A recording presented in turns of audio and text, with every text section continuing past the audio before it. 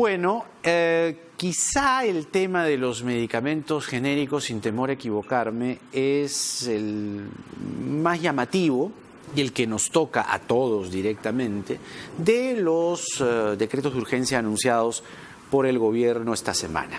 Nos acompaña esta noche Gustavo Rosell, él es viceministro de Salud Pública. ¿Cómo le va? Gracias por estar aquí. Muchas gracias por la invitación. A ver, hay un tema, digamos, muy complicado con esto de los genéricos, por todos lados, porque hay presión de la gente, presión de los laboratorios y además el mercado. Entonces, la primera pregunta es, frente al stock de las farmacias versus la obligación de vender genéricos, ¿dónde va a estar ese justo medio en el que la gente va a poder decir qué encontrar y qué no? Porque las farmacias también pueden decir, yo tengo un stock. ¿Cómo va a conjugarse eso? Sí.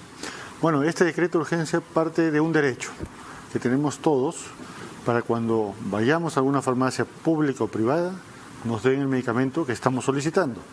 Si nosotros queremos pedir un genérico, la farmacia tenga la disponibilidad para vendernos ese genérico. La farmacia también puede decir que ellos tienen derecho a ofertar lo que el mercado manda. De acuerdo, pero en nuestro ordenamiento jurídico, el derecho a la salud está por encima del derecho comercial.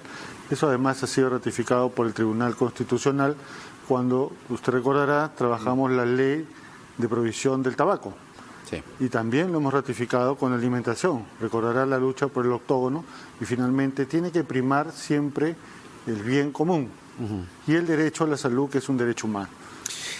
¿Desde cuándo exactamente ha proyectado que la gente va a ir a las farmacias y va a encontrar el stock necesario de medicamentos genéricos? Mire, si vemos el tiempo del decreto de urgencia, nos habla de 30 días para hacer el reglamento correspondiente. Que no está listo todavía. Tenemos un borrador, pero hay que conversarlo también con los otros actores, obviamente, y también tenemos que tener el listado de estos 40 medicamentos que también hay que consensuarlos, pero tomando en cuenta las enfermedades más prevalentes, ¿no? ¿Solo 40? Solo 40. Hasta 40 dice el decreto de urgencia. Ahí tendremos medicamentos antihipertensivos, para la diabetes, para las enfermedades respiratorias que son muy comunes. Muchos de estos medicamentos ya se están vendiendo como genéricos. ¿Hay algunos que no? Nosotros, como todavía la lista no la tenemos cerrada, suponemos que la mayoría de ellos ya se están vendiendo, ¿no? ¿Cómo se va a regular respecto a quién va a vigilar de que los medicamentos lleguen, en primer lugar, a los establecimientos de salud y después a las farmacias? ¿Cómo se va a hacer esta supervisión? Eso es muy importante. En los servicios de salud tenemos a SUSALUD, que es la superintendencia que vigila tanto los públicos como los privados. Entonces ellos tienen el mandato, ellos hacen la supervisión y además hacen la fiscalización, porque ellos sí pueden ponernos multa, tanto al público como al privado. En las farmacias particulares lo hace DIGEMIT, ¿no? Entonces ellos van a vigilar. Hay que tener en cuenta que los 3 primeros meses va a ser una fiscalización orientativa. O sea, no se van a poner multas los 3 primeros meses en que empieza a correr este decreto de urgencia a través de su reglamento. Una marcha blanca. Una marcha blanca, exactamente. Y a partir de ahí, sí, a las personas o las instituciones que no cumplan se le va a poner una multa de 2 UITs. 2 UITs que vienen a ser 8.000 soles y pico. Exactamente. Ahora, ¿el gobierno tiene realmente experiencia en esto de ser una suerte de operador logístico? O sea, poniéndose la mano en el pecho. ¿El Estado tiene esa experiencia? Claro, muchos años hemos tenido esa experiencia. Acuérdense que antes de la descentralización, el Ministerio de Salud compraba medicamentos para todo el país.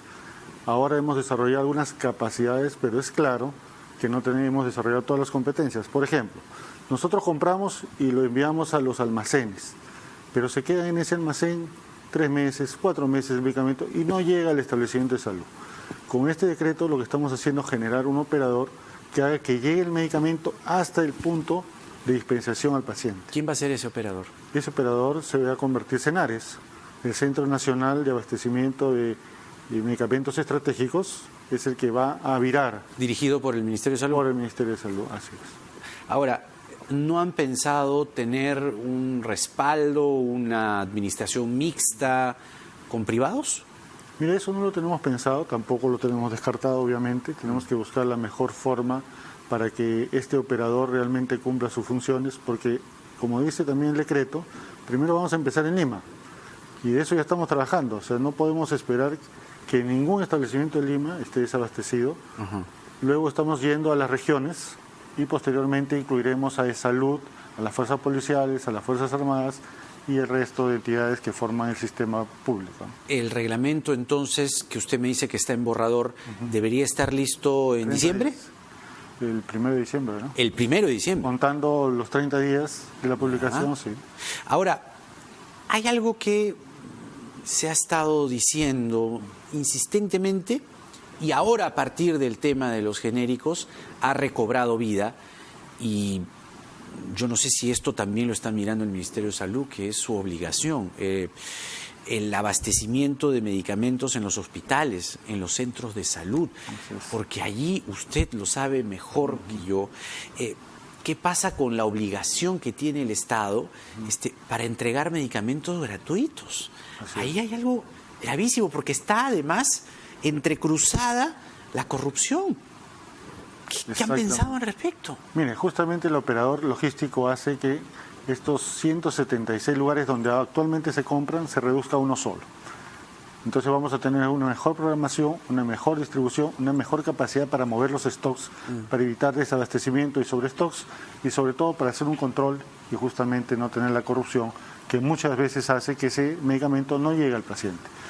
Y tiene razón, nosotros estamos visitando los centros de salud, los hospitales en todo el país, y en todos hay un porcentaje de pacientes que nos dicen, nos han hecho comprar la receta cuando son asegurados del SIS, ¿no es cierto? Sí, pues. Y eso no debe ocurrir. Y pero sin embargo, ocurre. Claro. Entonces, este decreto y las acciones que estamos haciendo para mejorar la gestión van a llevarnos, esperamos que en el corto y mediano tiempo, a que eso no ocurra y podamos finalmente entregar 100% de las recetas a nuestros pacientes. Pero tienen que tener ahí un equipo a prueba de balas, es decir, ¿de dónde van a sacar a ese Neuhaus de operador logístico en el MINSA que sea capaz de articular eso, que no le entren balas de la corrupción? Es decir, perdóneme que lo diga, pero ahora nos suena como algo imposible. Sí, hay buenos ejemplos de ello, felizmente. Muchos de nuestros funcionarios no necesariamente son corruptos, al contrario, tenemos mucha gente proba, felizmente. También tenemos que ir deshaciendo en las personas que obviamente cometen actos ilícitos. Eso es muy importante para todo el país, ¿no? Y para todos los sectores, porque ningún sector ha estado exento de este problema que esperamos, con toda la suma de todos y con un buen poder judicial, poder ir erradicando. Pero lo que usted dice es muy cierto, tenemos que ser eficientes en la gestión pública. Tenemos que ir introduciendo procesos más acotados, más modernos y con la tecnología. Porque como usted ve, nosotros quisiéramos tener online nuestros stocks. Los tenemos después de una semana, los tenemos después de un mes, ¿no? Entonces eso no nos ayuda para hacer una microgestión. Pero hay sistema para hacer eso. Por supuesto. Es más, hay otros subsectores que lo utilizan. Entonces, a partir de ahora estamos tomando la decisión de implementarlos y ir generando la red de información que nos garantice tener rápidamente esta información. Una curiosidad, ¿usted podría decirnos si es que en este periodo de tiempo, sobre todo tras este anuncio, hay presiones de los laboratorios y las farmacias? Nosotros no hemos sentido esa presión, obviamente sí los hemos invitado para escuchar sus opiniones, creo que es importante que todos los actores sean escuchados, sin embargo nuestras decisiones han estado en el sentido de poner al paciente, al poner al ciudadano en el centro y ver qué es lo importante para este ciudadano. Y es que este ciudadano tiene el derecho que cuando vaya a comprar un medicamento genérico de buena calidad, pues se le dé y se le ofrezca este medicamento, ¿no? No quiero dejar pasar el asunto relacionado a la salud mental, porque lo han puesto sobre la mesa y eso a mí y a varios nos ha llamado la atención, porque es algo que el Estado históricamente ha descuidado y lo ha colocado como un tema menor o como un tema que se vea en el Arco Herrera, ¿no? Así de esa manera hasta despreciativa. ¿Dónde está el eje en el cual uno pueda observar y decir, caramba, el gobierno está mirando con realidad y con interés este tema? Mire, nosotros tenemos una política de salud mental en el país que es ejemplo a nivel mundial. hemos logrado implementar más de 110 centros de salud mental comunitarios, incluyendo un centro de salud mental comunitario universitario. ¿Qué quiere decir eso? Que nosotros no vamos a esperar a las personas, sino estamos en San Marcos. Le criticaron al presidente. Y es muy importante. Hemos trabajado con 21 otras universidades en todo el país para hacer un plan de salud mental. ¿Por qué? Porque nuestros adolescentes, nuestros jóvenes necesitan ese acompañamiento para poder superar algunos problemas propios de la edad y propios del momento que viven, como es la depresión, la ansiedad, algunos incluso intentos de suicidio, ¿no? Claro. Y eso tenemos que definitivamente estar y apoyar al paciente, a la persona y a su familia, porque muchos de estos problemas se necesita un manejo de familia. En nuestro centro de salud mental tenemos, por ejemplo, atención a niños, desde niños, no es solamente, como usted dice, personas que puedan tener un problema psiquiátrico, sino problemas de lenguaje. ¿Dónde los ven? En estos centros de salud mental. Pero mire, 0.1% del presupuesto se dirige al cuidado de la gente que padece de salud mental. Sí, y el compromiso es llegar al 6%, no en 2 años. ¿De 0.1 a 6? Mire, no ha sido tan difícil, hemos duplicado, parece difícil, pero hace 3 años teníamos solo 200 millones, hace 5 años 100 millones de salud mental. Ahora, este año hemos tenido 320 millones. Ya, pero hay una ley de salud mental. Así es. Pero no hay reglamento.